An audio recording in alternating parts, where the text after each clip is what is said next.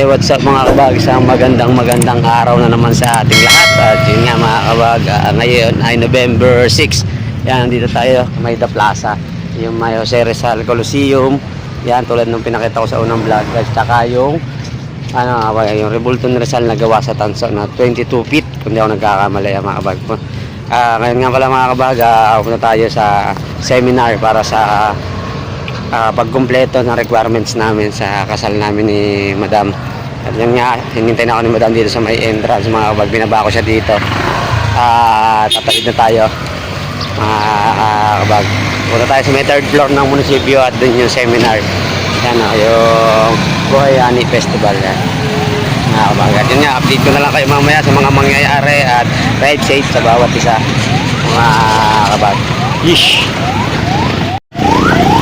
Ayan mga kabag, si Madam yan. Pasok tayo dito sa compound ng munisipyo. Ayan. Ayan yung pinakang compound dito. Ayan tayo. Lalakad tayo sa may hallway. At tawag nga pala sa mayor ng Calamba City, si Mayor Ros Rizal. Ayan yung pinakang munisipyo. Yeah. Oras na ang oras ng aming seminar mga kabag 8:30. Yan, lampas na ng alas 8. Tara, pasok na tayo dito sa munisipyo. Ayun nga pala mga kabag, ngayon din makukuha yung SENUMAR namin tsaka yung birth certificate sa PSA mga kabag. Yan, hindi makukuha. Kasabay na nung aming seminar. Mamaya namin kukunin yung aming birth certificate, then yung SENUMAR pagkatapos ng aming seminar. So, Madam, picture muna tayo, picture. Pasok tayo. Parang tinanggal yung lawan.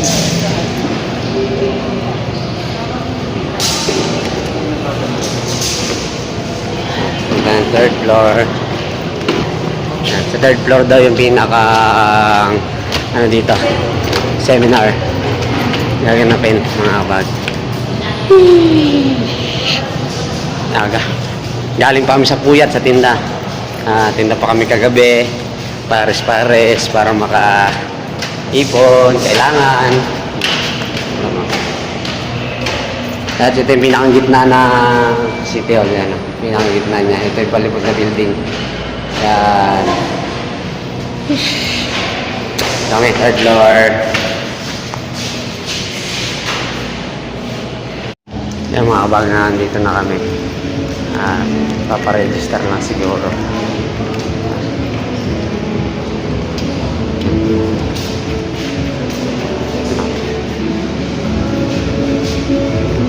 Seminar.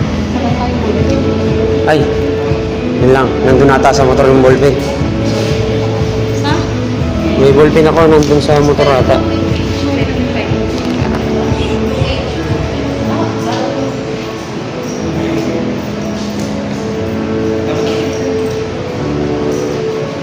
Seminar.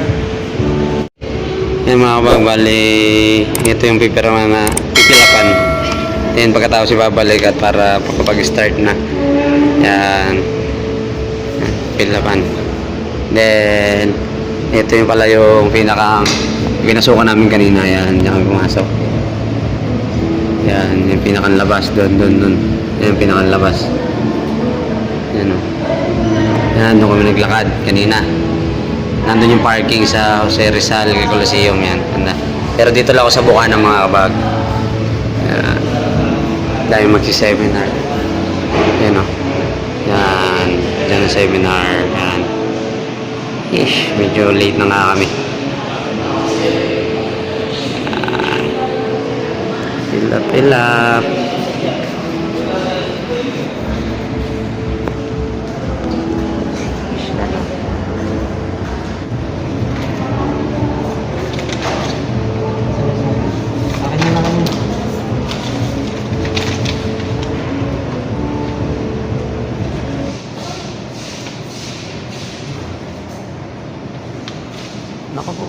A few moments later. Yung mga kabag, yung mga magsiseminar oh. Ah, dami din. Sinabasa namin yung form na pinilapan niya na nandyan na. Nandyan na yung form. Ayan, nandyan na yung form sa lamin. Stable. Yan mga bagbali, 40 pairs kami dito. Yung madami. At yung may nahuli pa, 2 pairs. Yan. Yan sila, nahuli. Bali, hindi pa nag-uumpisa, pinapipila pa dun sa attendance. Yan, samahan nyo kami dito sa aming gagawing seminar hanggang tanghali ito mga kabat. Yan, kahit kuya ilang yan.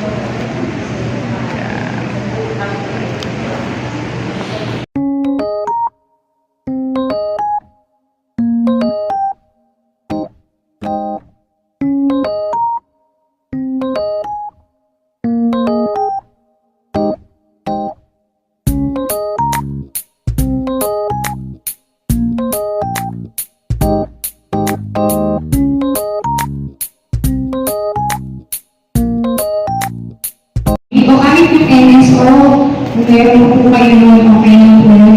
As long as malinaw po yung kopya ng hawak ninyo at naiintindihan po yung mga detalye na nakapaloob doon sa birth certificate. So, pangalawa po, latest po yan. Latest Certificate of No Record of Marriage to Senior. Dapat po 2 months validity. Ang ibig sabihin po ng 2 months validity, yun po yung pag nag-apply kayo ng license. So kahit ang kasal niyo pa po matagal na, okay lang po yun. Basta dapat yung senior niyo, dun sa araw na mag-a-apply kayo, ay latest lang po, within 2 months. So paano niyo po malalaman yun? Ako po sa tanggapan namin, ay City, sa local, dito sa Calamba, City Social Services Department. So yun, di ba? Pero ngayon marami kayo, so hindi lahat matatawag. Kung sa simbahan po kayo, meron silang certificate. Makikita niyo po doon kung hindi pa expired yung lisensya. So may certificate po yan na binibigay. 3 years yung nakalagay na validity. Yan mga bag, CR muna tayo. CR muna tayo. Labig sa loob kasi noong seminar, nung pinagsiseminar namin yan. CR. Maaga rin po kasi ako siya walang ngayong araw. So, ang anak ko, 4. Ang bunso ko ay 20 years old na. Diba? Ano pangalan mo? Ma'am, pangalan ko yan! Ano ko pagkin natin na dito? Kasi ano na? Ilan pangalan mo? Anak, Mr. Constantino, para dyan sir. Tinanong ko kung anong pangalan sinagot sa akin.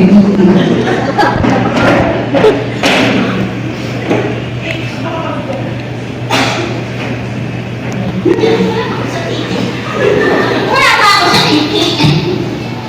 So,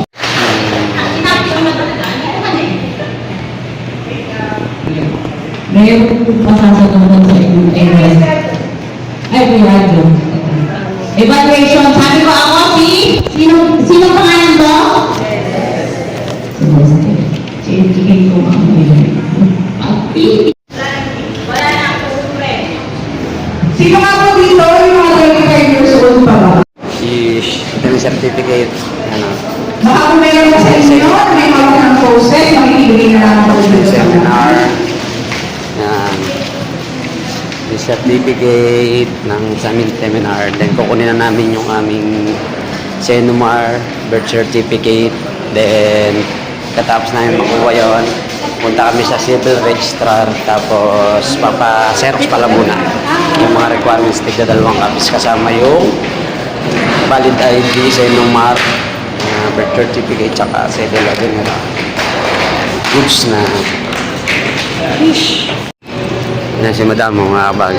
Update ko na lang kayo mga kabag pag nakuha na namin yung aming lahat na requirements, then napa-xerox namin, then papasa namin sa civil register dito sa ground floor.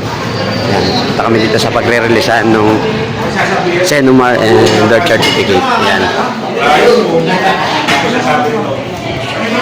Mga kabag, requirements namin lahat. Dito na. I-valid ID, kaya cedula, then birth certificate, then ano ba? Senomar. Kaya, di madami. Yan, papaserox pila pa lang, haba na.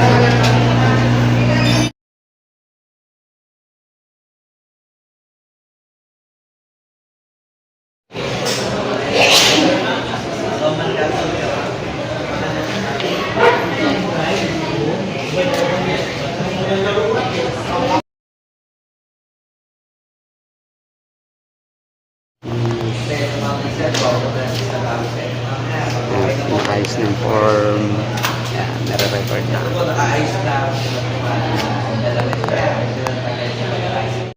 One hour later. Ayun nga mga kabag, hindi na ako makapag-video doon sa may munisipyo sa pag-uwi namin mga kabagat. Dahil lang mamadali na rin kami kasi titinda pa nga.